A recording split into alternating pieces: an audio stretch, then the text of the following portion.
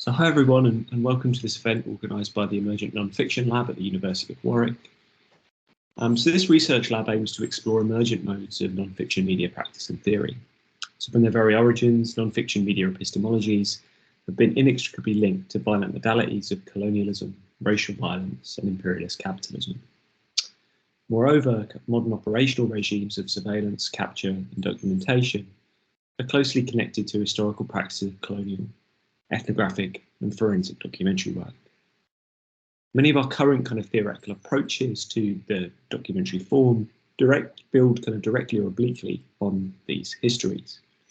Debates on documentary truth, realism, power and ethics are still indelibly marked by documentary's violent origins and legacies.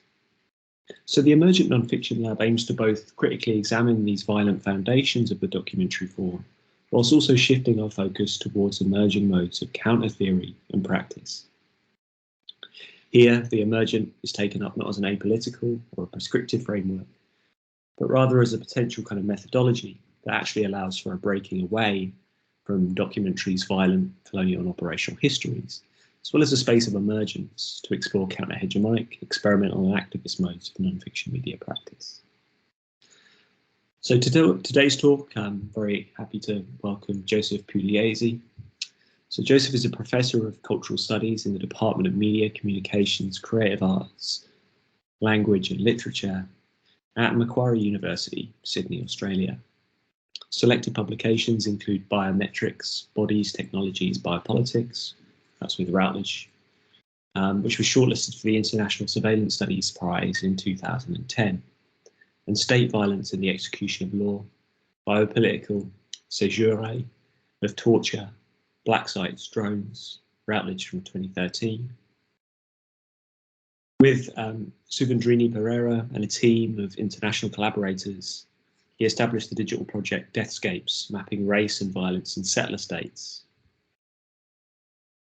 Also with Pereira, he's the co-editor of Mapping Deathscapes, Digital Geographies of Racial and Border Violence. That was with Routledge in 2022. His latest monograph, Biopolitics of the More-Than-Human, Forensic Ecologies of Violence, with Duke University Press, was awarded the 2022 Transdisciplinary Humanities Book Award, presented by the Institute for Humanities Research at Arizona State University in the USA.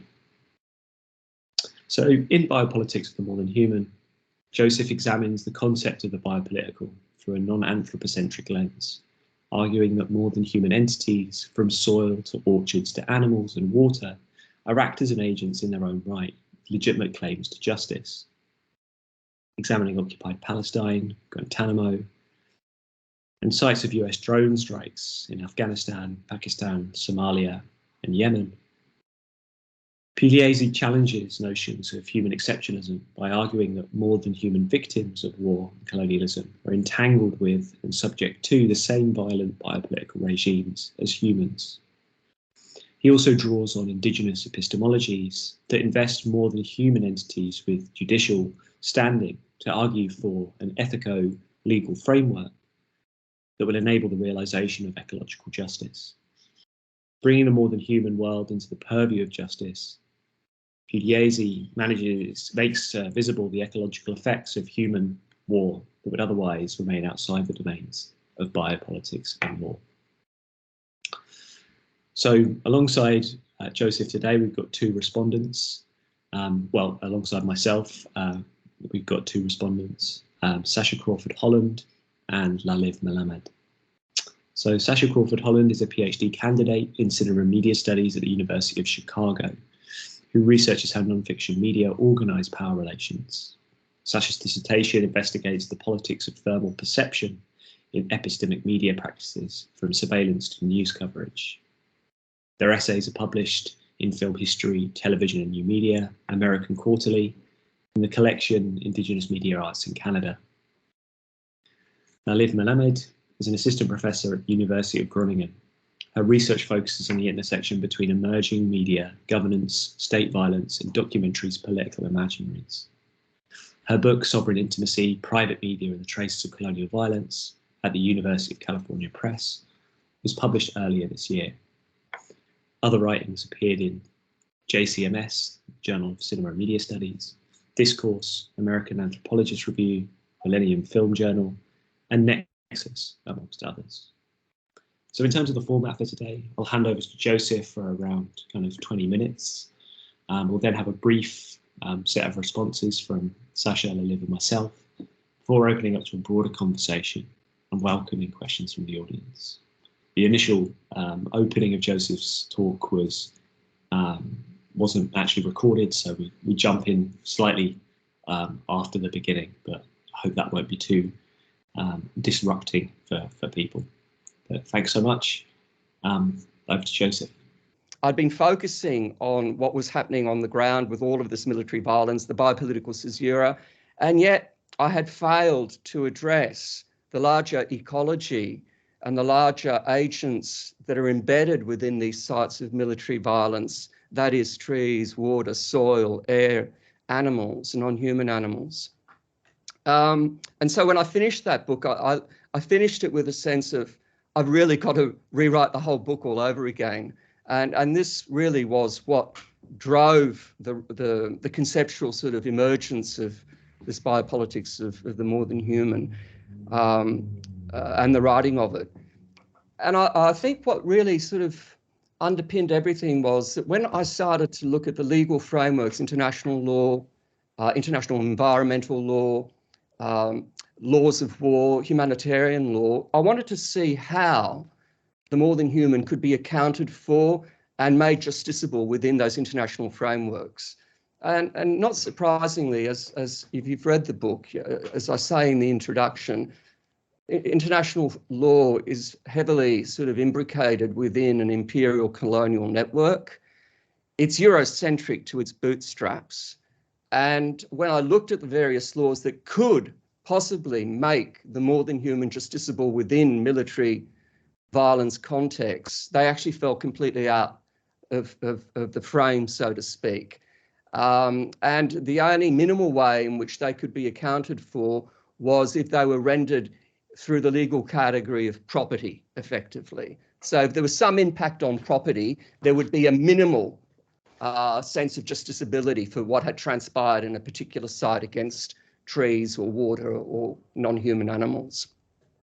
So I found that particularly troubling, and I thought, well, how do you begin to account in a legal framework for these other victims that are either tortured or executed by military strikes, by military campaigns? And so for over a decade, I've been working in forensics, staging critiques of the discipline, sort of fascinated by the way in which forensics creates these frameworks by which what they term inanimate objects speak an evidentiary truth.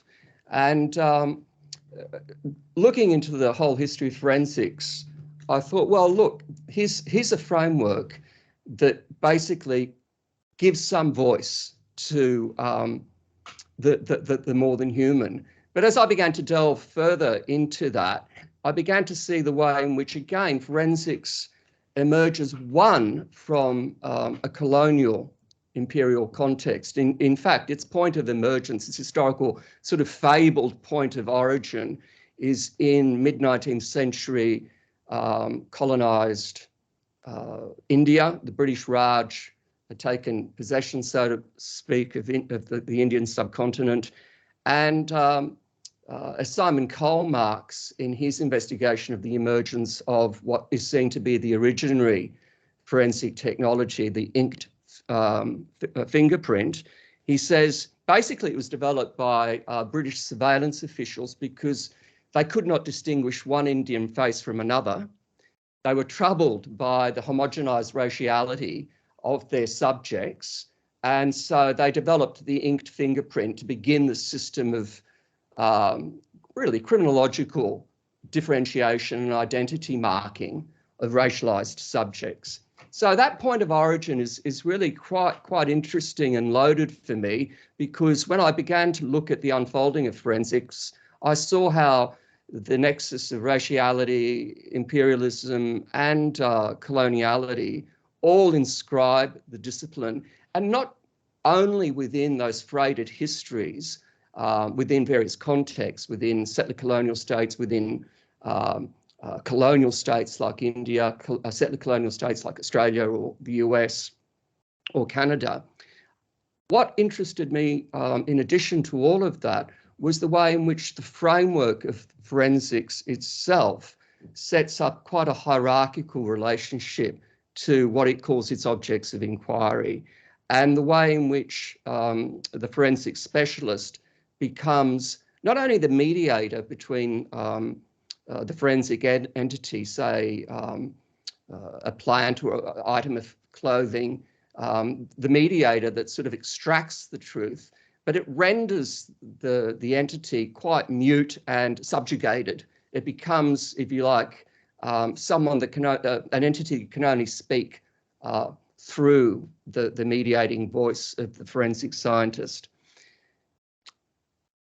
In addition, when I began to look at the history of forensics, I was also sort of cognizant of the fact that settler colonial states like Australia and the US had drawn upon what were clearly forensic knowledges and practices by Indigenous people, by Native Americans and Aboriginal people in the Australian context, precisely because of their extraordinary forensic powers. So there were actually, in the Australian context, at least 100 police stations set up with Aboriginal trackers to find people who had been lost, to find criminals who had escaped, etc. And as I mark in the book, some of these Indigenous trackers were actually taken to the Boer War, where in a disgraceful way, after they'd rendered their service in trying to identify lost Australian soldiers, they were actually left there when all the other veterans returned home. So all of that sort of history was sort of percolating when I was looking at it. In addition, I began to look at the concept of forensic ecologies, and that's actually a subdiscipline within forensics, where I thought I was quite excited about it when I came across the concept of forensic ecologies, because I thought, well, here's something that might actually give legal standing to more than human entities within an ecological field where some criminal act has been perpetrated. But once I looked into that, forensic ecology really only looked at the victims of human crime, and it mobilized things like plants, soil samples, etc., within an ecological framework merely to evidence or to explain what had happened to the human victim within that crime scene. So that sort of foreclosed the notion that forensic ecology could encompass more than human victims of criminal violence within that framework. So really what I decided to do was to attempt to re-signify traditional concepts of forensic ecology by claiming that there is a space to call for legal standing, to call for the justiciability of more than human victims within, for this book, the circumscribed domain of military violence zones. And the way in which I began to disrupt traditional notions of forensics, as I do in the book, was in a sense to import back into forensics everything that it's denegated or disavowed. Because in my work over the last decade in forensics, I've noticed how the way in which it tries to preserve, what I would call its scientificity, its scientific status, is to airbrush out the constitutive elements that actually make it into a discipline. And that is the fact that it has to have narrative, it has to construct coherent stories. So there are narratological components to how a story gets told. When an expert forensic witness comes into a courtroom, they need to construct a coherent story. They draw on narrative. In addition, they need to draw on a series of animating tropes to give voice, so to speak, to what they perceive to be inanimate, but inanimate subjects that, can produce evidentiary truths. So I began to sort of avow the sort of tropological, metaphorical baggage that was being disavowed. And I also began to challenge the notion that you could have a science which was pristine in removing all of the affective and embodied processes that produce any form of epistemology, any scientific truth or any knowledge. In addition, I began to question the whole notion that these more than human entities were entirely reliant on human intervention in order to speak their truth.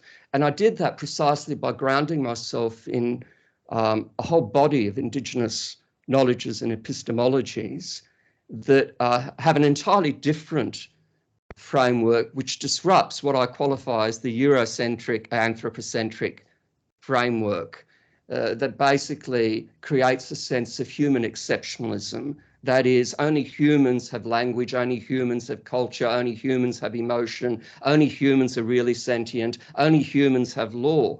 I looked in particular at a number of North American and Indigenous Australian cosmo-epistemologies, and basically they said, well, actually law issues from country, as Aboriginal Australians would call it. Law issues from more than human entities. In fact, they are all our relations, as Winona LaDuke calls it. And there was a sense that there wasn't a hierarchical relationship, that there was a horizontal ethical relationship that encompassed everything. And that was really important to me, because what I began to sort of notice when I was going into the site-specific zones of military violence was that people were trying to apply a human rights framework, and it was failing. And, you know, in the book, I look at the way in which human rights frameworks, not only hierarchical and predicated on human exceptionalism, but they're violable. You know, that they can be violated with such ease within military operations, because military advantage often trumps human rights. And also we know that human rights is predicated on geopolitical relations of power and standing in terms of who gets to claim human rights, let alone embody them. So for me, Indigenous cosmo-epistemologies really began to open up a sense of an ethical relationality where more than human entities always already have legal standing, always already have a claim to justice. And I began to look at the sorts of interventions that have been made, finally, in international law. And I'll give the case of Aotearoa, New Zealand, where Maori law and Maori culture claimed legal standing for a mountain and a river there, and finally disrupted the settler colonial framework, the jurisprudential settler colonial framework within that country. So I thought what we can do here is really begin to transpose these Indigenous sense of law and lawmaking and justiciability to the field of forensics and forensic ecologies in order to begin to attempt to claim justice for the more than human.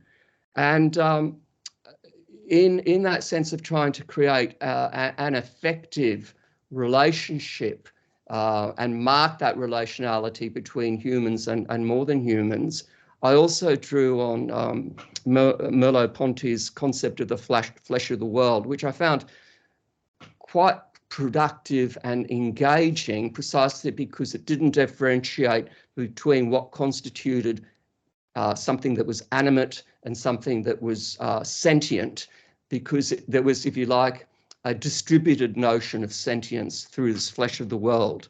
And for me, it was crucial because it basically established this framework where everything was sentient and everything had a claim to justice within these zones of militarized violence. Because what we are doing, talking from a Western position, is literally destroying the flesh of the world through these campaigns of military violence.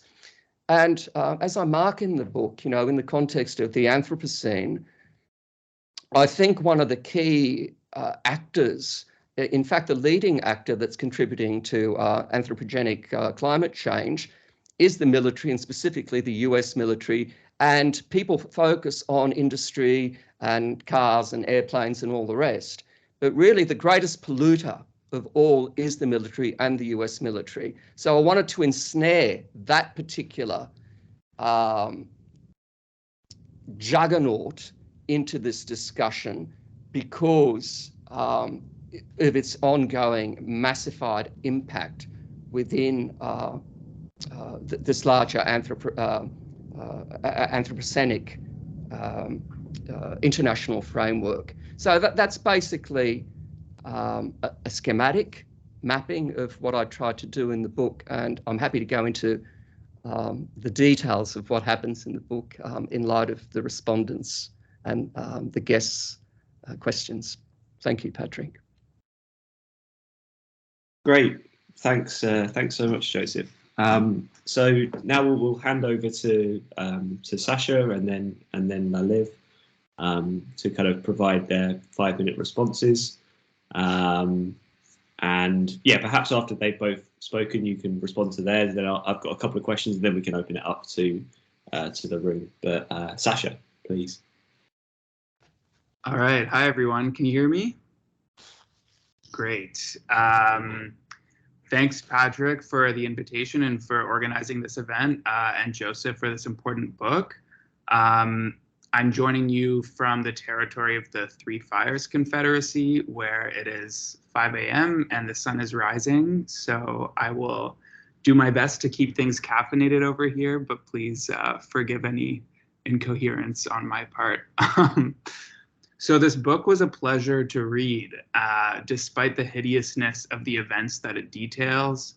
And it's dealing with many urgent issues of state violence, ecological degradation, and their entwinements.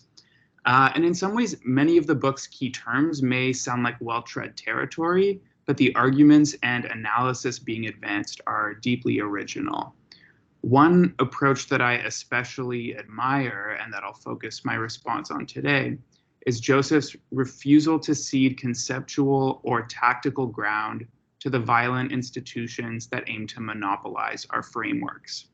So writings in this interdisciplinary domain can often characterize law, forensic methods, and attendant practices as being irredeemably corrupted by the repressive interests that they have historically served. By the same token, terms like ecology and intersectionality are frequently celebrated as encapsulating worldviews that automatically stand against those interests. In contrast, Joseph doubles or refracts these concepts throughout the book so that we're left with a prismatic sense of the repressive and the reparative ways in which they can be operationalized. And so I'll elaborate a bit on how I see this at play across 4 concepts: law, forensics, ecology, and intersectionality, though surely there are others that we could pick up on if we'd like. So firstly, the law. The book is appropriately critical of the present limits of the law, but nonetheless looks for alternate formations of it. We see the kernels of an ecocentric law of the future, animated by indigenous legal traditions that defy anthropocentric justice and can support more capacious regimes of recognition, accountability, and repair. So rather than abandoning law to the state, Joseph makes jurisprudence contestable as one terrain of struggle among others. Secondly, forensics. So critical approaches to forensics often conclude that even when turned against the state, these methods are doomed to uphold the violence of dominant criminal legal institutions. And the book insists otherwise by modeling an enlarged sense of forensics that can support an expanded vision of justice. By recovering the disavowed animism that underpins forensic reason and highlighting its resonances with indigenous epistemologies of the more-than-human, we rework forensic evidentiary regimes to expand the purview of who and what can demand justice. So for me, as a media scholar, I'm accustomed to analyzing other people's forensic media practices, but the book is actually developing and modeling its own forensic practice through writing. So one thing I'd love to hear more about is this method and how you're thinking about the forum into which you're introducing political and evidentiary claims, which is what I understand forensics to be about. 3, ecology. So it can be tempting to romanticize ecology or the ecological as a worldview grounded in life-sustaining reciprocity. But as we see repeatedly, there's nothing inherently ethical about being attuned to the relational systems on which life depends. The militarized history of ecocide in Palestine and in general illustrates how the targeting of plants, animals, air, water, etc., is often motivated by an awareness of these strategies' relational, ecological impacts. Sometimes I was left with the impression that we're focusing on deliberate violent acts, and this is, I think, what the language of targeting implies. Whereas often ecologically mediated harms can be perpetrated through negligence, and emphasizing intent, which I think forensic and legal regimes tend to do, can actually limit what it is that we're able to recognize as violence. So this is another topic that maybe we could pick up on, is the role of volition and intentionality when we think about violence. And then finally, intersectionality. So the book details how interlocking biopolitical modalities testify to violence's combinatory possibilities. And in doing so, draws our attention to intersections between colonial and ecological violence, which reminds us that colonialism is already intersectional, which is why anti-colonialism must be as well. And I don't think that's like a provocative reading of intersectionality, but it's just a reminder that it emerges as an important consideration for the politics of identity, precisely because of these interlocking systems of violence. All right, so to land on a few questions here, was this doubling of concepts an explicit goal of yours or just a hallucination of mine? Why is it important that we maintain the possibility for a law and a forensics that exceeds the imperatives of state power? I'm also intrigued by the tension between recognition and refusal here when we have these emergent frameworks. So when legal agitations set the precedents for future juridical recognition, as you put it, how should we think about the costs and benefits of legitimation? So what would it mean for these laws of the future to become more rigorously institutionalized at some point? And actually, maybe not so far in the future, as we're seeing in certain cases in South America, for example. All right, those are my questions. And then additionally, we could circle back to these previous points about writing as a forensic practice and about the role of intentionality in violence. Thank you so much. Looking forward to the discussion. Great, thanks so much, Sasha. So Laliv, I'll hand over to you for if that's okay with you, Joseph, not to kind of put too many things on your plate in terms of questions, but I'll hand over to Laliv for a few minutes, and then we can let you kind of respond to perhaps both sets of questions. So, Laliv, thanks. Yeah. So hi, good morning, everyone. I do need, it's not a land acknowledgement, but I do need to acknowledge the fact that I'm in a very compromised audio environment right now because I'm living right next to a school. So I apologize in advance for any children noise at the background. I want to second Sasha's gratitude. First of all, Patrick, for organizing this event and Joseph for writing this book.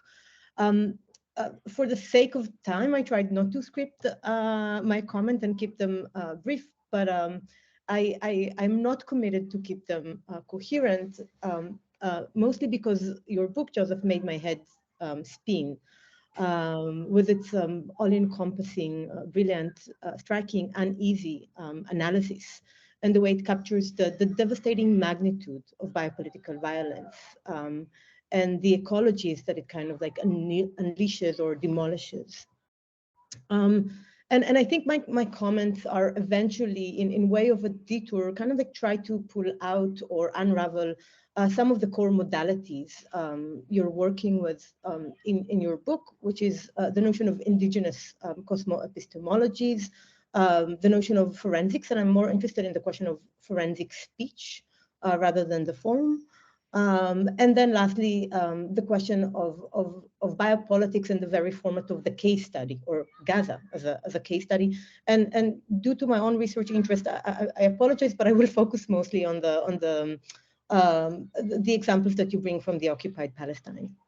So I want to begin with the way you offer us indigenous cosmo-epistemologies. And as you mentioned, and as Sasha also pointed out, this is more of a methodology, a way of reading that is extremely useful. And it is also a way to articulate a violence that is inflicted on indeed the more than human. And also in a very precise way, you note the kind of like transboundary, you call it, I would call it maybe binding elements that connect the subject of settler colonial violence, but also the inflictor, right, the settler colonial. And this is something really interesting, I think, to understand that biopolitical violence is always interconnected in its vital or fatal impetuses. And when I was reading your description of occupied Palestine through this kind of like, kind of cosmo-epistemological reading of the micro-geographies and micro-ecologies that persist there, I couldn't help but thinking about Zionist cosmo-epistemologies and the way Zionism animates soil, plants, animals, and also concrete, water, blood, and flesh. Zionism was prompted by this desire for a material connection to land and all of its vitality. And this is evidence in the writing of Zionist authors, but also critical historiographer of Zionism. And all of them note how soil and plants were mixed with sweat, tears, blood, how music and dance, all these embodied practices were kind of like entangled with farming, so these productive practices. And I'm thinking here about the writing of Boaz Neumann and also Jezebir Puar and her critique of Zionist ableism and her critique on masculine Judaism offered by the Zionist author Max Nordau. So, I mean, I want to be clear. I think that the Zionist cosmo-epistemology is very different than the indigenous one, and I'll make this difference much clearer in a minute. But I couldn't stop but thinking about this kind of like paradoxical link between these epistemes. And one thing to say about this is, I mean, first of all, in my own work, I think about settler colonialism and the way it kind of like produced this cosmology or its forms of attachment as synthetic and as something that caters to not to a sense of mourning, but a sense of melancholia. And second, more in the context of the work that the book is doing, I thought that it was really interesting that while you use indigenous cosmo-epistemologies as a method, what we read eventually, or what is being articulated, is a sort of a cosmos forged by settler colonial violence, a cosmos that is wounded, dispossessed, and demolished. My second comment has to do with the concept of zoopolitics and the way you tackle it in the chapter Zoopolitics of the Cage, which is a chapter dedicated to Gaza, especially in the aftermath of 2014. In this chapter, you use the figure of the animal as a sort of a forensic testimony for military violence and military destruction. You do this, as in other chapters, while kind of like disclosing forensics, denegated animism. You mentioned it, and also Sasha did. So kind of like trying to challenge, in a way, its colonial and Western origin, and tease out these its anime testimonies as a way that can speak for the more than human entities. And there is something with the figure of the animal that I want to pause on. And I do it, I mean, I'm not an animal studies scholar, but I'm doing it in a way to ask about forensic speech. So in this chapter, the animal is summoned through the architecture of the checkpoint, very rightfully you analog with the animal pen, and the dispositif of the lab, and then the aftermath of the IDF airstrikes in which human and animal flesh are indistinguishably tangled. And while reading it, I constantly thought about a question that was posed to me but by a dear friend who's also an animal studies scholar, Benjamin Schultz-Figueroa, in which he asked, why do we need an animal to figure this out? And I think the animal is a very particular entity and a bit of a problematic one, unlike other more than human entities that you dub in the book. And I want to relate it to the question of forensic speech that is facilitated by the animal. So, my immediate question would be, how does the animal speak? To whom? By whom? What language does it speak? You noted in your comments very rightfully that forensics in its kind of like Western format is a form of dubbing, more than human entities. And the question is, what happened when we dub the animal, or what is the status of the animal in all this? So in this chapter, you note that we cannot think about the animal just through the framework of property or the right discourse, because these ones are so linked to this kind of like Western and colonial setting of international law. But the way the animal is being configured in this chapter is mostly as a metaphor. So they treat us like animals. We're going to treat them like animals. And the other configuration of the animal is as a test organism. And I would say that the metaphor itself is a sort of a test, a semiotic test, in which we put language into test, or kind of like its semiotic capacities. And in quite a horrific manner, the only moment where the animal is not a metaphor, but a life among others, is through the logic of the BAM. So it is the BAM that kind of like make the animal a life among others, that is kind of like indistinguishable. So here I have a question about the kind of forensic speech and what the animal does or unable to do for it. Is the animal a life among others, or is the animal a form of representation? And maybe a form of representation that enter this kind of like symbolic realm that function as a metaphor is what we need here. And I mean, I do need to say that for me it was also interesting because in the chapter after this we also have a speech of trees, which I found to be very different than the speech of the animal. So I find the animal as a kind of like a way to examine some of these forms of speech that you try to work with, and to think how can they kind of like lend us beyond this colonial and Western setting of understanding this anthropocentric understanding of the more than human.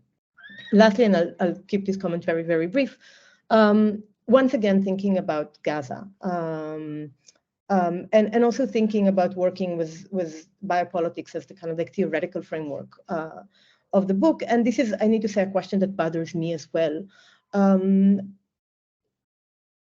Gaza is a lab because it's a very disclosed setting in which people's life, Palestinian life, are under highly regulated control.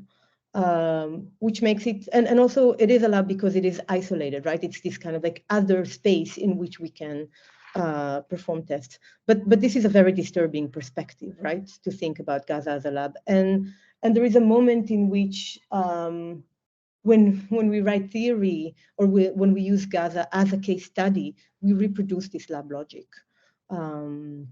We look at this zone that is under immense control and make it a case study for political violence. And I was looking at the materials you're drawing on, which, I mean, really like an immense research put into this, but there's so many reports written by human rights organizations, both Palestinian and Jewish Israeli. And I constantly was thinking about, we constantly, even in our writing, even in our attempt to kind of like go beyond these oppressive frameworks, in a way, by making as a case study, we reproduce the same political violence. So these are my questions to you. And once again, thank you for this brilliant work. Thanks. Thanks so much, Laliv. Joseph, I know that there's a lot to unpack there. So, I mean, feel free to kind of pick and choose in terms of particular things, and we'll give you some time to respond. Great. Sure. Well, I'll ask both Sasha and Melamed to help me along, because I did make notes, but no doubt I've missed quite a lot. But perhaps if we start with Sasha's questions first. And I think your first question, Sasha, was on how I refused to sort of concede ground to some of the sort of key categories or concepts like law and even forensics. And no, you're absolutely right. I mean, when you look at the history of Western law, you just want to sort of throw your arms up and say enough law, forever, finished. There is no law. But I mean, I think there's an absolute abrogation, of responsibility there, because I think that law is absolutely crucial and constitutive of society. But two, I mean, what you do in one fell swoop is make law into this sort of Eurocentric monolith and wipe out or efface all other forms of law which fail to sort of fall within that purview. And, you know, in the book, I say that that's exactly what Western law so famously does. It basically dispatches Indigenous law to the realm of what it calls patronizingly customary law. And, you know, I say basically they are then infra-epistemologies that don't have the power, the authority, and the legitimacy of law. So there was a sense of not wanting to give up law on those two counts. I also didn't want to give up on forensics because of this sense of evidentiary truth, witnessing, and agency of the more than human, even though it, you know, disowns and denigrates its own animist framework. So there was a conscious, as you picked up, Sasha, refusal to let go of those concepts, because I think those categories are crucial to moving some way forward. But I'm also reflexively aware, as you've said, of that threshold where these concepts then risk legitimating the very frameworks that we're contesting. So I think that's where we need to be incredibly cautious about who's actually positioned to make those interventions. So when I look at the use of Maori Indigenous law to intervene and change New Zealand state law, I think to a degree you can see at work there the sorts of dangers and productive changes that you've picked up, Sasha, because on the one hand, it redraws an aspect of settler law, but simultaneously it leaves intact the larger infrastructure of the settler state. So in relation to your question, I'd say we need to be contingent in the use of these terms. Who's speaking? What are the positions? What are the locations? And I don't think we can make holus bolus globalized statements. And that's actually how I work across all my work. There's always a sense of embodied, situated contingency.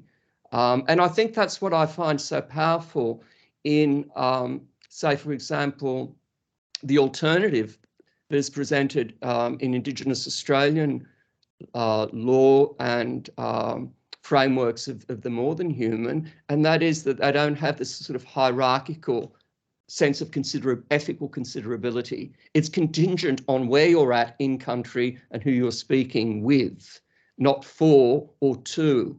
And that's illuminating for me because it situates things and it opens up the space for an ethics that doesn't claim to universalism and the dangers that that poses. So, yeah, you're absolutely right about trying to hang on to some of those categories, even though we need to be absolutely reflexive of that sleight of hand legitimation of the very institutions that can benefit from that. As you mentioned, that intersectionality now has really sort of entered neoliberal discourse, and so has social justice. I mean, within my own institution, I can see how the terminologies of social justice are used by a corporate bureaucratic neoliberal framework to produce really destructive effects within communities. Secondly, I think you mentioned the form that I wasn't exactly sure what you were asking with the form. But if you can just run that by me again. Sure, yeah. I guess I come to forensics as a media scholar who tends to look at legal cases or video work in which someone else is producing a forensic investigation, and I analyze the methods that they're employing and their modes of address, etc. Whereas you seem to be doing that work yourself. You are producing the forensic investigation in some way through your writing. And I think maybe this gets to Laliv's questions too around, and you mentioned this in the book as well, just the paradox of trying to get beyond anthropocentrism while also like you're writing a book. So it's there's a double bind there, I guess. And I just I admire the effort it takes. Like you're really you're developing this method as you describe what we need, and so I'd be interested to hear more about how you think about writing, because the work you're doing is not just descriptive or analytical, but it's also really producing something. Yeah, look, thank you for that, because it actually touches on something that really pressed on me in the process of writing the book, and that was, and this is not hyperbolic, I actually felt the very limits of Eurocentric writing, conceptuality, and speech. And,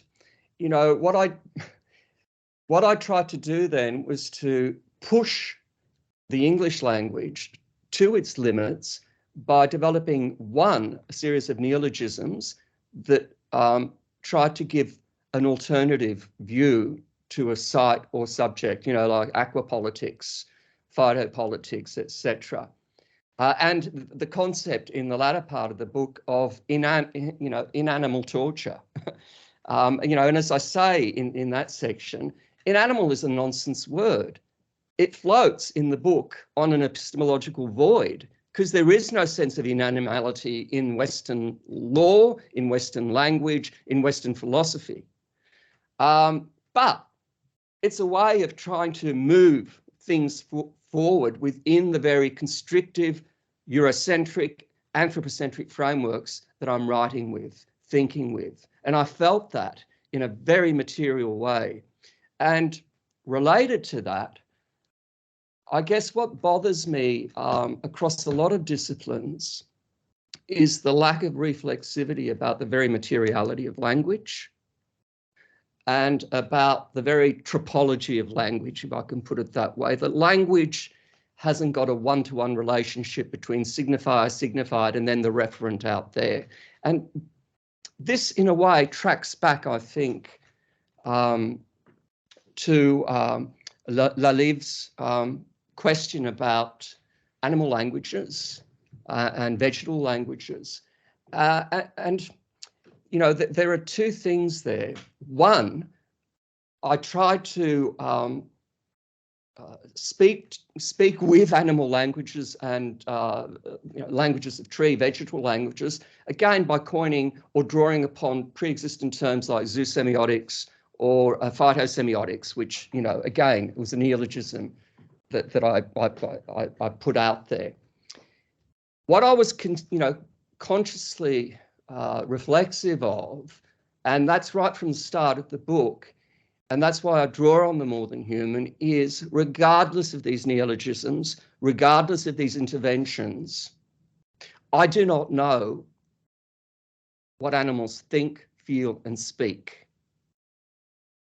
And I'm not Indigenous, so I'm not privy to those cosmo-epistemological frames that interlock all of those in a coherent ethical framework. That's outside my purview, and I mark that in the book. They're my limits. So what I also do in the early stage of the book as a sort of preemptive move is to say I draw on the more than human because it exceeds the conceptual categories and parameters that I establish in the book. I think this is the double moves that you picked up, Sasha, where I'm trying to negotiate and move forward, always being aware of the constraints of my location, my language, and my epistemological frameworks.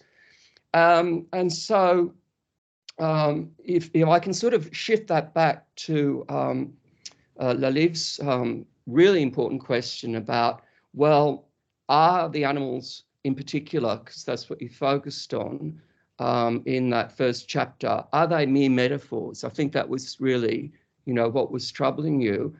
And absolutely not. And, they're not mere metaphors, even though, the way I mobilize them and the series of tropes risk always ensnaring them within metaphorical language, as mere tropologies. Are they only lab examples? Absolutely not, because in the early part of that book, I actually talk about the disemboweled donkeys, the cows that have been executed, the cow that's wounded and moaning next to the wall of its stable, etc. For me, they are absolutely not metaphors, even though I might be casting them within the dragnets of metaphorical language, because that's an ineluctable effect of writing, an ineluctable effect of language itself, of speech. So for me, there's two things there: the very embodied ontology of animals, their own epistemologies, their own speech, which I'm not privy to.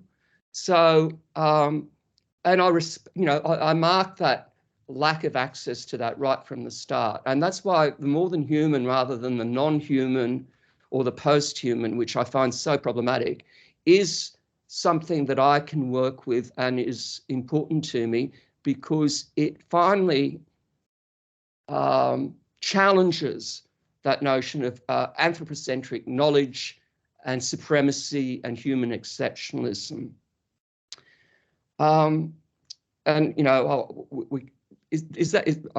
We can move to the other questions, but is that giving you a sense of an answer to both those sorts of interlocking questions?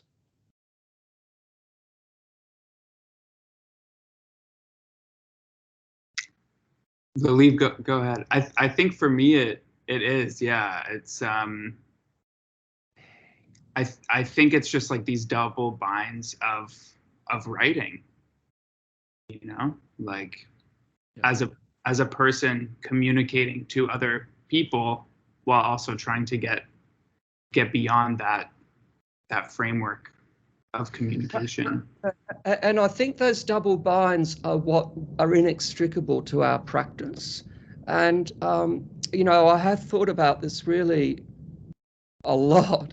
And I've also got an Nietzschean background. And I think one of the legacies for me from Nietzsche is, if you don't do this, if you're not caught in the double binds and you don't try to work through the double binds,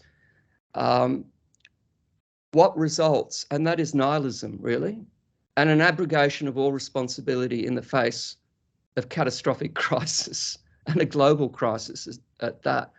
So these are all the frameworks that we can mobilize. These are the media that we can mobilize. These are the languages. How can we disrupt them? How can we work those double binds by simultaneously, as you so importantly said, simultaneously being reflexive of that moment of legitimation of the very thing that's creating the violence?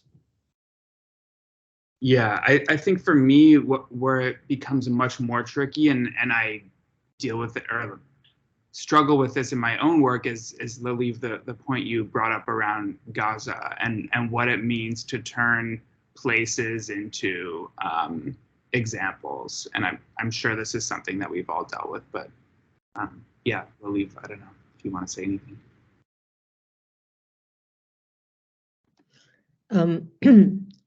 I mean, I have a lot to say about the animal, which I think also is related to case studies, and how, there is always a question of the case study of, how does it, I mean,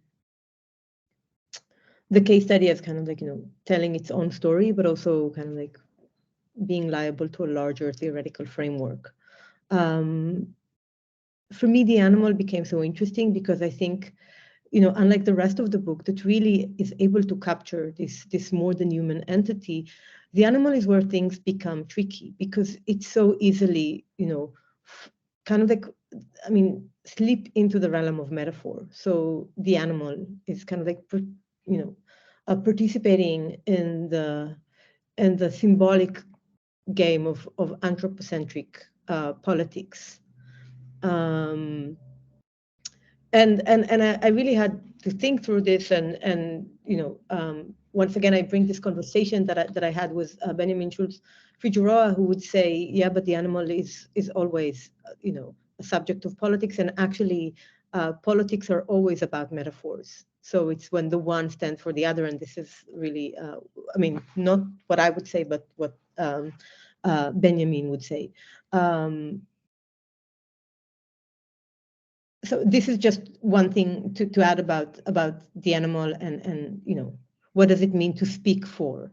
But Joseph, I'm not sure if you want to respond to my set of questions or. Look, I'd actually like to to take that point up, because in that same chapter, and I absolutely agree with you, and that is, there's that critique of Derridean critique of Agamben, the split between Zoe and Bios, because it's predicated precisely on disowning the politicality of the animal, as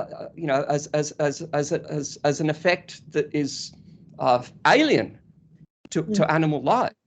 And I think you're absolutely right. There is, for me, you've nailed it, Laliv, and that is it's the proximity of the animal to the human. It's the indissociable proximity of the animal to the human that really aggravates, creates all of these forces to begin to distance it, even though it haunts us and inscribes us. And, we are the animal unto ourselves. And, the thing about human exceptionalism is the whole series, the apparatus to deny our own animality. And we know how racialized that is. And we know the imperial and colonial strategies that have been deployed in terms of slavery, etc., along that axis.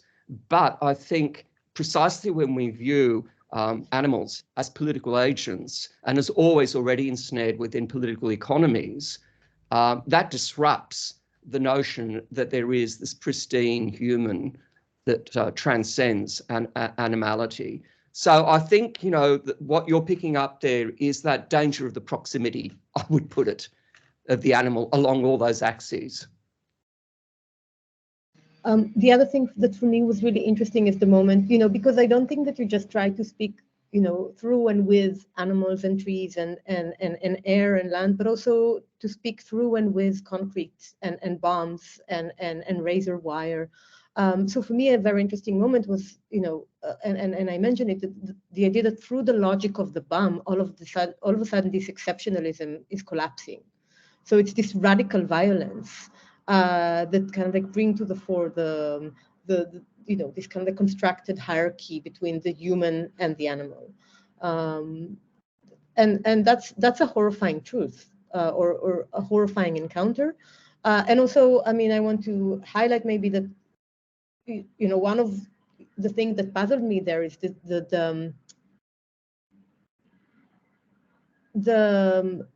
there is a difference between speaking about evidence, which I think would be the forensic speech, and speaking about representation. which is larger than that, right? And which is, bring a whole different political terminology. So once again, this was something that your book really made me think about. Yeah, thank you. I think, in relation to that, one of the questions that Sasha asked was about intent and intentionality. And I think that that's really important too, precisely because in the second chapter, what I tried to do is to show that there's actually a biopolitics of unintentionality, that there's a more than human. And, this is where I wanted to sort of disrupt romantic frames of the more than human as merely equivalent or only equivalent to plants, animals, clean water, or all of that. And as you know, in that other part of the chapter, when I look at the aftermath of Operation Protective Edge, and in particular, the massive destruction of concrete structures that followed the bombings, I'm sure you've seen the drone footage of what happened after Protective Edge. It really looks like Nagasaki or Hiroshima. And when I looked at the, what I call the anatomized biopolitics, there's no intentionality there anymore. There's no human intentionality. It's really a whole series of more than human agents working their way through ecologies, what Rob Nixon calls economies of slow violence, a biopolitics of slow violence, where human intentionality is actually out of the frame. They no longer have agency over this. And as I say, it's a transboundary politics of autoimmunity that is happening there, because it begins to affect both Israeli citizens and Palestinians, because it interpenetrates air, interpenetrates water, and so you have these more than human agents that, if you like, vitiate notions of human intentionality, because they've got their own logic, they've got their own system of unfolding and unfurling and interpenetrating within ecologies and human frameworks. So that notion of transboundary autoimmunity for me was a way of trying to disrupt again human exceptionalism and anthropocentric frames of always being in control. And, the other move I made there was, we're looking at the exercise of a settler colonial state like Israel, but within those frameworks, the biopolitical governmentalities of the settler state fail. They cannot build walls to block those transboundary moves of more than human agents of concrete dust, of poisons seeping into water, seeping into soil. So I think that's really important for us to look at too, as a way of disrupting that human exceptionalism, which is always predicated on volition and intentionality. And I guess what's troubling there is, and this works to the benefit of the Israeli state, and that is that suddenly there's no one culpable of what is happening in terms of the lethal outcomes in the occupied territories, because there is no agent, there is no human agent. They might have unleashed it a year ago, but the effects are vivid and alive now without a human agent or a perpetrator to be accounted for, if you could bring them to account.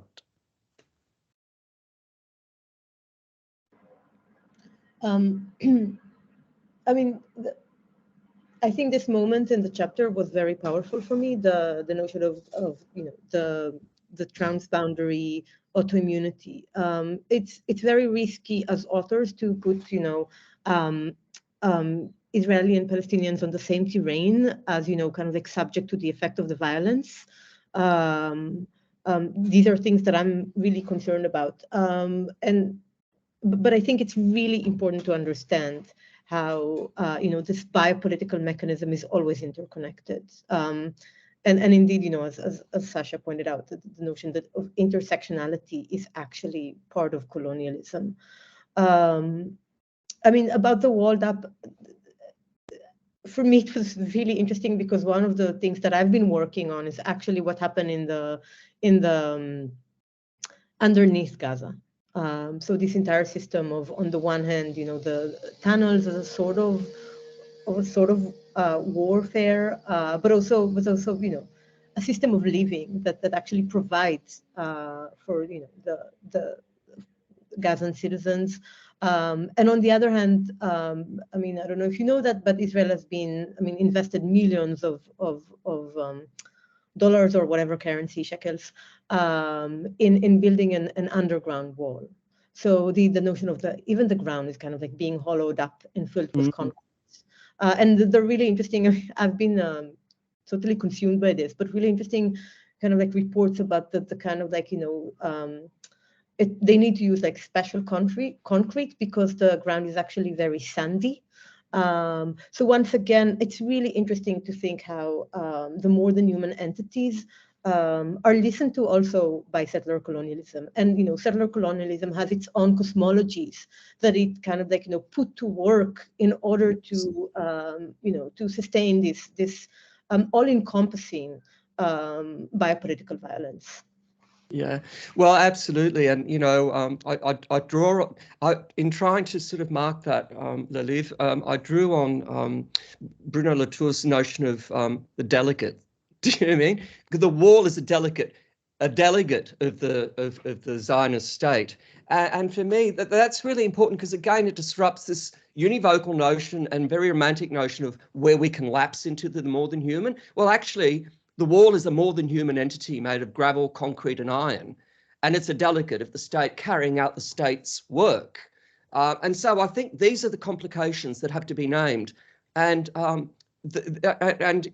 we have to be, honest about these complications, so as not to lapse into sort of naive solutions that actually elide the complexities that underpin these structures. So yeah, and I really found so important your articulation, Laliv, of the Zionist animism, and in a sense the Zionist binding of the more than human, the land, the blood, the sweat, the soil, within its own cosmo-epistemological framework that actually produces a settler colonial result of destruction of the more than human in its own targeted ways. So that's important to me. That's so crucial because it shows these different frameworks that mobilize seemingly the same categories to produce absolutely other results. And they're the dangers that lock into what Sasha was talking about, those moments of legitimacy, where we're working with these frameworks because they're the only frameworks we've got. We reorient them, we resignify them, we disrupt them and disorient them. But what's the end result? Who is benefiting? Who is being legitimated? What real progress has happened? And who's really benefited? They're really hard questions.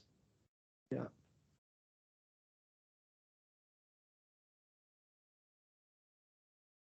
And I was conscious, Laliv, too, of that move in that moment of transboundary autoimmunity where I marked that Israeli citizens were also at stake. I thought, this has to be said, Otherwise, there's an intellectual dishonesty there about how this all pans out. Yeah. Thanks so much. Thanks, Joseph, for your responses there, and thanks, Sasha and Laliv, so much for your questions.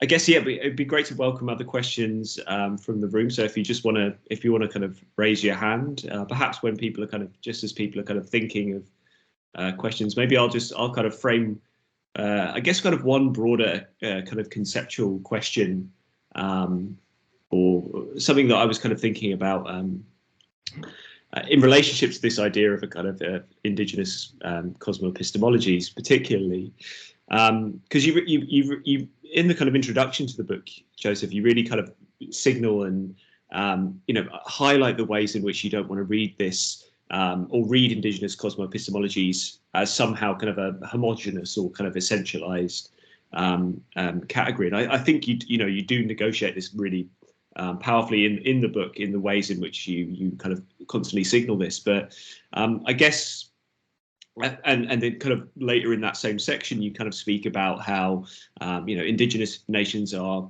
obviously inscribed by internal differences and kind of contradictory positions. So I'm just wondering, maybe if you could just map out your kind of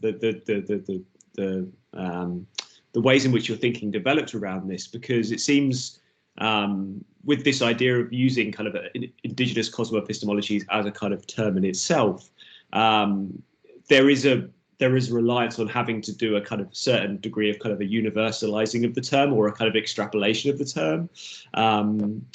So yeah, just that kind of relationship, I guess, between signaling the very specificity and heterogeneity of indigenous cosmo-epistemologies, while still using it as a kind of framework that is speaking across different different kind of indigenous epistemologies as well. Yeah, thanks, Patrick. I think that resonates with Sasha's question about the doubling up and the doubling up on concepts and categories, and the refusal really to concede them. And again, I mean, these are the double binds. We're back at it again. Immediately you talk about indigenous cosmo-epistemologies, there's a homogenizing move that takes place. And, you basically create a monolith. And so the work then is to disaggregate that monolith as you work through in practice, in the process of writing, in the process of thinking, and in the process of analysing. And, I tried to do that precisely by drawing out the threads as a non-Indigenous person who tries ethically as much as I can to reflexively mark the limits as I go, but to draw out the differentials as they pan out from the seeming, monolith of indigenous cosmo-epistemologies, so that we see how they relate to plant life, to soil life, to water life, to animal life. And, in the course of the book, I draw on a constellation of indigenous activists, philosophers, elders, who basically speak to the specificity. And for me, that's a way of heterogenizing that monolith and trying to juggle that double bind that Sasha has, has drawn attention to. And the other thing is that, look, I mark, right from the start there, as you know, the fact that there are Indigenous nations who are committed to mining.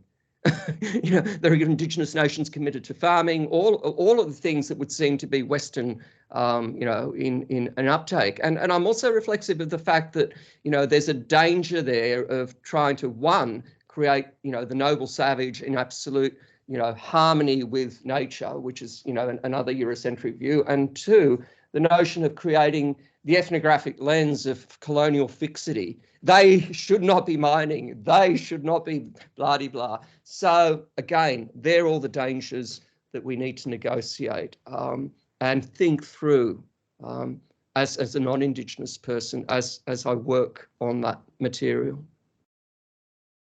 Thanks, Joseph. Yeah, I mean, that's really helpful. Really kind of a clear mapping of the ways in which you negotiate, which I think you do very successfully by really, allowing also those different kind of indigenous epistemologies to speak to different concepts within the book, or speak through them, or speak in relation to them in the book. There's a question from Teen, please, if you'd like to. You hear me? Yes. It seems like the camera doesn't work so much, but I tried. Here I am until I disappear again. Yeah. Okay. I'm interested in biodiversity, and I'm not into this colonial history and approach to it, but it's more like, what is it about us that don't see animals? Yeah. And I reread George Orwell's 1984. And at some place he says that, he writes that in the 1930s, there came the idea that plastic, concrete, glass, coal, that was the road to the future. that was the efficient society. And I have a sense that this way of thinking is still here. And all these materials are materials where there is no life. The aim of these materials is that there shall be no life, no mushrooms, fungi, bacteria, whatever. And that these materials are anti-life, anti-animals. Yeah? So just the idea that building a road is the future, way to the future, is strip away all life in order to do that. It's not that they hate life, it's that they don't consider it. It's not relevant. It's not present in their minds. So I'm going back to good old Karl Marx, who said false consciousness is not to is that you don't realize your position in the economy and your dependence on the economy. I think that in our world in the 21st century, yeah, we need to false consciousness is not to realize that we are dependent on ecological system. We're living on we have a living planet. That's why we live. That's how we live. That's why. And we keep stripping away this life all the time in the idea of progress. Yeah. And I think in many countries, they begin to realize that this is not the way forward. My country haven't yet still think that building a road is the way to the future. So I think that's why if we talk about, it seems to me that the kind of ideal in some of this conversation here is that you have a mutual equal relationship to an animal. But I think, which is a good thing, nothing wrong. But I think the basic is that we don't realize that we are as dependent on life as they are. We are as dependent on the living as they are. We are vulnerable, but we think we are the masters. And we're stripping away about life. You can long for the ethics, but I think also we need to long for our, in fact, understanding that we are animals like other animals. Yeah, I think that's my point. I'll see if I can show my face again for a little while until it disappears. I don't know why.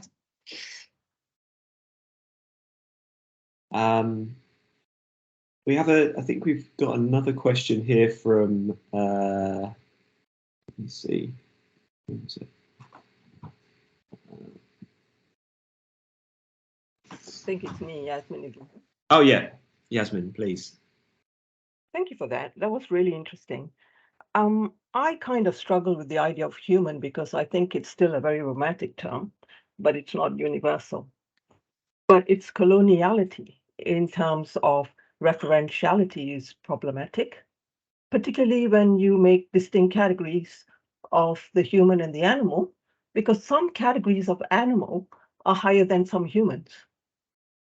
The other point I wanted to raise is that what is the capacity for violence when we term something as non-human? And that's been the determining factor, whether it's in Gaza, whether it's in slavery. And that conjoins with this notion of what is intelligence, what is perceptible, what can be translated into white human sensibilities, for example. And so this whole idea of working through the referentiality of a human lapses back into the jurisprudence of colonial state systems, which Joseph just mentioned in terms of the infra-epistemology, in which indigenous laws are aggregated in such a way that the perceptibility of those have to transpire through colonial regimes and colonial laws. So, it's such a dilemma, isn't it? What do we do then? And I think the fact that we actually frame human rights, but these are quite difficult to determine in many, many spaces, despite the evolution of some of these regulations over time, retains the animal within the capacity for violence, where the human is both centered and decentered. But what comes through is the fungibility and the worth, because, like I said, certain animals are more worthy than some humans. Yeah, but thank you for that.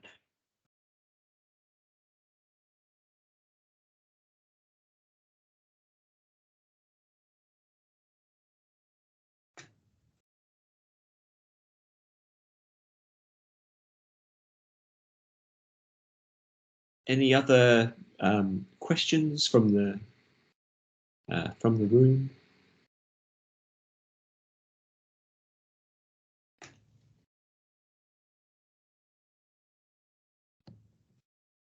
I've got perhaps another question that I'll ask if people are kind of formulating their thoughts as well. So I think again, going back to the, I guess a kind of a broader conceptual question. In the introduction, you provide that really kind of valuable framing of how a range of kind of Eurocentric theories, kind of new materialism, critical animal studies, new ethology, and non-human studies often represent the kind of particular kind of innovations in their thinking as kind of discoveries, right? And then you powerfully juxtapose those kind of emergent or kind of those discovery-based kind of Eurocentric theories against the histories of kind of indigenous cosmo-epistemologies, kind of arguing that indigenous kind of knowledges kind of exist at the vanguard, right? Both epistemologically and civilizationally, both before and after the imposition of colonial regimes on indigenous lands. And I was just wondering perhaps if you could just talk a little bit more about the how you kind of thought through this kind of dialectical or juxtaposition between Eurocentric and then indigenous modes of thought, and also this kind of powerful then temporal argument, whereas it's with indigenous kind of thought existing both before and in the future as well. Because it seems to be really an important question around both the idea of kind of discovery and emergence, but also kind of question of recognition as well seems to be really central there. I don't know if that's too broad of a question, but I'd love to hear your thoughts. Yeah, sure. I'm happy to address that. And look, I guess what really prompted me to think about what I call the way in which in indigenous cosmo-epistemologies about all of this sort of more than human relationality and its ethicality, all of that antedate, as I say, and post-date colonial regimes in indigenous Australians, and I can say, the 500 and so indigenous nations here, they have one collective refrain that they answer back to the settler state across diverse contexts, from diverse bodies, so many different domains. And I'm not sure if our international speakers have heard this refrain, but it's a timeless refrain, and it basically goes, in the face of settler colonialism, in the face of the invasion, in the face of the genocide, always was, always will be Aboriginal land, they say. Always was, always will be Aboriginal land. So for me, that's such a powerful refrain, precisely because it marks a before, a colonial present, and the continuity of the future in the face of the catastrophes, in the face of the upheavals, in the face of the genocide. Now, that's the sort of larger sort of philosophical frame that I've learned to be attentive to in Indigenous Australia. But what I've also tried to learn is the specificity of their ethical relationship to the all, effectively, to all the more than human. And the way that's not something that was invented by ecology, by environmentalism, by eco-philosophy, by Greens. It was always already there. But it was completely disregarded. It was completely nonsensified by the settler state, who declared at the moment of invasion, terra nullius holius bolus. There is no civilization here. In fact, there are no people. There are only, in relation to one of our other guests' comment, there were no humans. Aboriginal people were not categorized as humans. And I think that's what I find so problematic about the whole concept of, you know, the human, and that is that it's so invested within imperial, colonial, racial frameworks, as Hortense Spillers, Sylvia Winter, all of those, you know, brilliant scholars have marked those points of origin within those relationships and frameworks of imperial and colonial and racial violence. So for me, you know, it was a question of what were the practices, what were the philosophies that antedated, that predated the moment of invasion and then the establishment of the settler state. I'm speaking from an Australian context. And the way that that continuity has been upheld in the face of it all. And I guess, you know, that's where there is that critique there about that cluster of, you know, new or emergent disciplines. And for me, they sounded as though they were doing the whole rhetoric of discovery and exploration all over again, and the marking of new territory on the very ground which they disown as a settler colonial state, and on the very ground of an indigenous nation which they occupy, with all of its, you know, knowledges, philosophies, epistemologies, but which, as though they don't exist, as though it's terra nullius all over again. So that was an important lesson for me to try and learn and navigate from this location. Thanks. Thanks so much. That's I think that's a really I think important to kind of really understand the ways in which you connect that kind of very kind of material and historical perspective into that kind of conceptual into that conceptual realm as well. Is really and if I could just say, Patrick, yeah. I mean, I quote the Indigenous scholar Shino Konishu, who I just respect enormously, and you know, she says the trap with the settler state is to fall into the illusion that that's always the only thing that there ever was. You know, she says, excuse me, you know, Indigenous people have had millennia of previous existence and civilization, and they will continue to have it afterward. You know, don't reduce us to the settler state. And that's, I guess that's the danger of settler colonialism as a field of study. That is, you know, it can fall into that homogenizing where, as Sasha said, it reproduces, even though it sets out to critique the settler state, it reproduces it as the only extant entity. And, you know, within that frame, Indigenous people are either victims or they've been eliminated. And everything else falls out of the frame.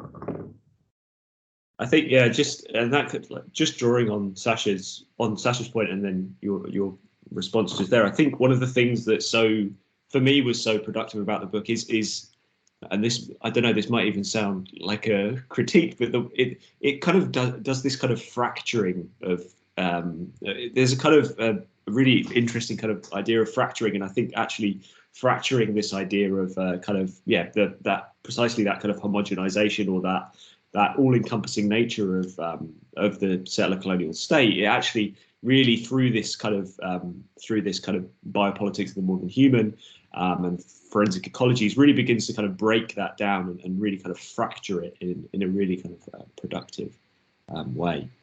I don't know if there's no more questions from the room, or I don't know if Sasha or Laliv had any kind of final questions, but yeah, we can sort of wrap it up there if you guys don't have any final kind of responses or comments. But I mean, I could say and ask something quick about media, since that's kind of the framework under which we're being convened here.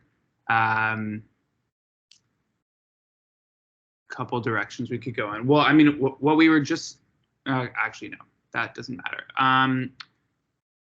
So Patrick, your lab is the Emergent Nonfiction Media Lab. Did I get the name correct? And so, as I mentioned, I was reading this book in part as like a mode of emergent nonfiction media practice.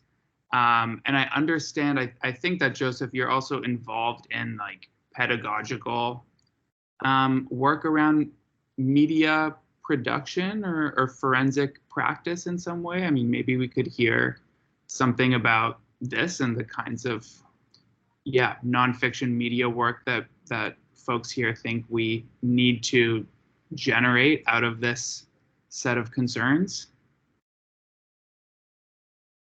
No, I'm not involved in media production. My colleagues are in film and television studies, but they have their labs and they produce brilliant work. I'm not a practitioner in any sense of the word, but I do teach a unit, as Patrick knows, called Forensic Media.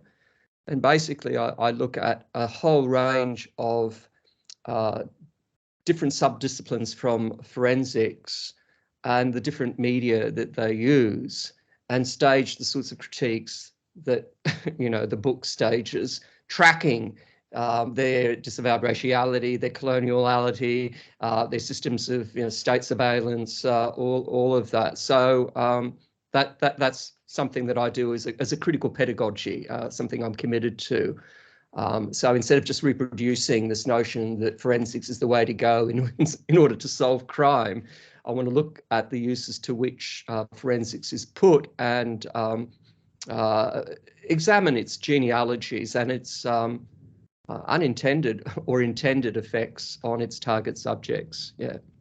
So there's a critical pedagogy commitment there in utilising, a lot of the theories that I use in the book within a classroom context, because I see the classroom space as a transformative space potentially within the neoliberal university until we can continue to do what we do. Before we're all rendered redundant. I'm talking from a department, from the position of, as Patrick knows, we used to be a standalone department a decade ago, and through a war of attrition, we've been configured and reconfigured into agglomerations of units where we've lost autonomy over syllabus, curriculum, all of the neoliberal narratives I'm sure my colleagues who are listening to this program, to this session would be familiar with.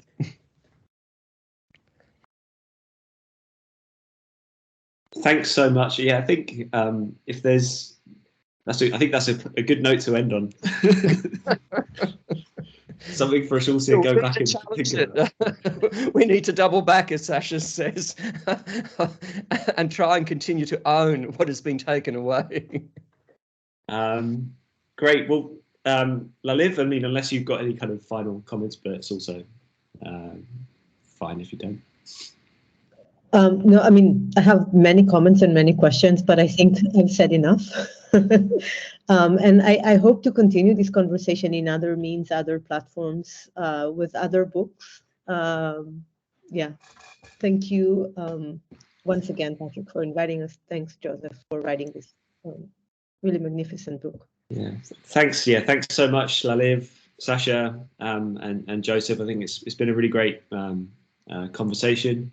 And yeah, we'll leave it there. But thanks so much. Thank you, Laliv, and thank you, Sasha, for your really wonderful and stimulating and challenging questions. I really appreciate it. And thank you, Patrick, and your Nonfiction Emergent Lab for this opportunity.